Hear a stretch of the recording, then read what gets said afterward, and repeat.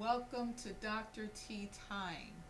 Today I will be just speaking on part of 1 Samuel chapter 13.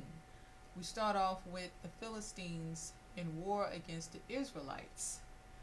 Now, Saul is still king at this time, and it starts off by letting us know that Saul was 32 years old when he became king, and he reigned for 42 years. That's a very long time. So when he stopped being king, he was 72 years old. But there were some things that happened over those 42 years, and you definitely want to have read the previous chapters regarding how Saul came into kingship. And then as you move forward in the future chapters and see things unfold, then you will see that he has struggled to have a close understanding. Well, I would say it appears that he did not have a close relationship with the Lord. It seems that he was carnal in his kingdom reign. And this chapter here is not necessarily focusing on him as much. Well, the first part. It gets a little deeper though as you go along. So I'm just going to read this part because this part here sets the stage for the rest to come. So the second verse tells us that Saul selected 3,000 special troops from the army of Israel and sent the rest of the men home. He took 2,000 of the chosen men with him to Michmash and the hill country of Bethel. The other 1,000 went with Saul's son Jonathan to Gibeah in the land of Benjamin. Soon after this, Jonathan attacked and defeated the garrison of Philistines at Geba. The news spread quickly among the Philistines. So Saul blew the ram's horn throughout the land, saying, "Hebrews, hear this, rise up and revolt." All Israel heard the news that Saul had destroyed the Philistine garrison at Geba, and that the Philistines now hated the Israelites more than ever.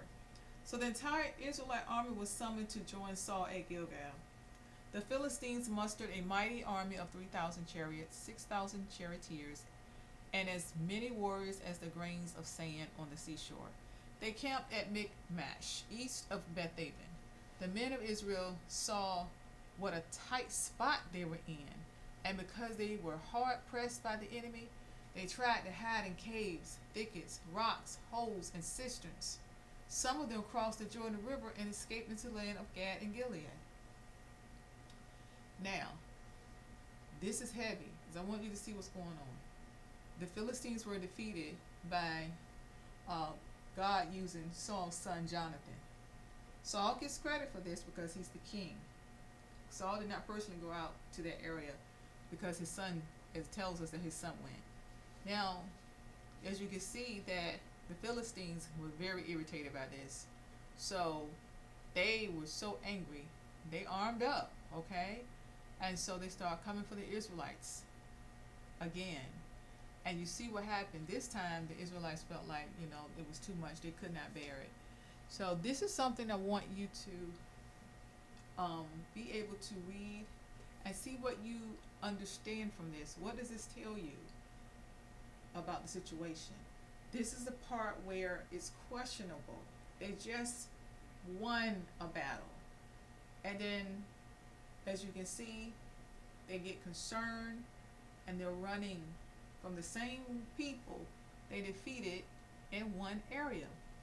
How many times in your life have you had situations where you had the victory, but then another situation come up, and because it looked bigger than the previous situation, you get concerned and feel like, okay, you question whether you're going to have the victory.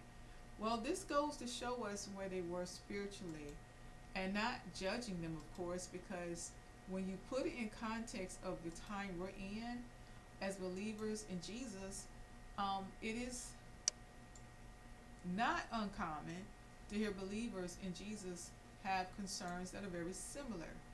Now, when we get saved, we have a measure of faith. A measure. We're given a measure. But over time, there are challenges that measure of faith that we receive.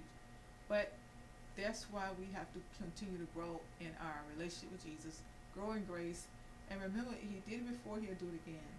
And I remember what the Hebrew boys said. Even if he didn't, they knew he could, and that was good enough for them. But as you can see, these Israelites did not have that mindset. Now, of course, when we read the story about the Hebrew boys, if you're not familiar with them, Daniel and his friends that were taken in captivity, this happened a little later, okay, than the situation with the kings. Well, kind of, sort of, happened around the time after King Saul, well, after King David, because there were continuous kings. There were 4 kings that the prophet Daniel lived under the rule of. So, because of the timing, this did precede that situation that I just mentioned about Daniel and the Hebrew boys. But I'm making a point here. Under this fleshly king, they did not have, their faith was tried. Their faith was tested. Whether God would do the same thing he did before. Now, it doesn't tell us that specific in detail that their faith was tested. However, you can read that and see that they got concerned and nervous. So obviously their faith was tested, because I don't know if they gave God the glory when he defeated those Philistines at Gibeah through the son of Saul named Jonathan. We don't know. It doesn't tell us specifically. However, we do know that there was a defeat for the Philistines, and then they turned around by the same ones who the Lord allowed to defeat the Philistines had got concerned. Now, obviously, some of them were not in the battle at Gibeah with Jonathan, but wherever they were located, they got fearful because they knew that the Philistines, their word must have got to them that those Philistines were irritated. So, apply this to your situation in your time that we're in right now. And what do you feel that is relative? You see something going on here? And so the next time I move forward, you're going to see something that unfolds that's not unfolding in this first part. And you're going to find it very interesting, okay? I mean, extremely interesting. So to make sense why they were fearful and getting concerned, it makes much sense. And I want to give you a little highlight, a little foreshadowing on where I'm going without giving too much detail. But it's going to be referencing, his name was Moss. No, not he was Desmond Moss. Okay, his name was Desmond. I believe his name was Desmond Moss. He was the one who lived in Lynchburg and in the Fort Hill area, and he had went to battle. I'm sorry, Desmond Doss. I apologize, not Desmond Moss, but Desmond Doss. And that's why it's always good to fact check anyone that's doing a commentary or any kind of, especially any scriptural commentary. It is so important to fact check everyone. Now, Desmond Doss was one who could definitely relate to this, but he had faith. This man had some serious faith, and it is tied into the scripture that I will be speaking of next time in chapter 13. But if you read ahead, you'll see what I'm talking about.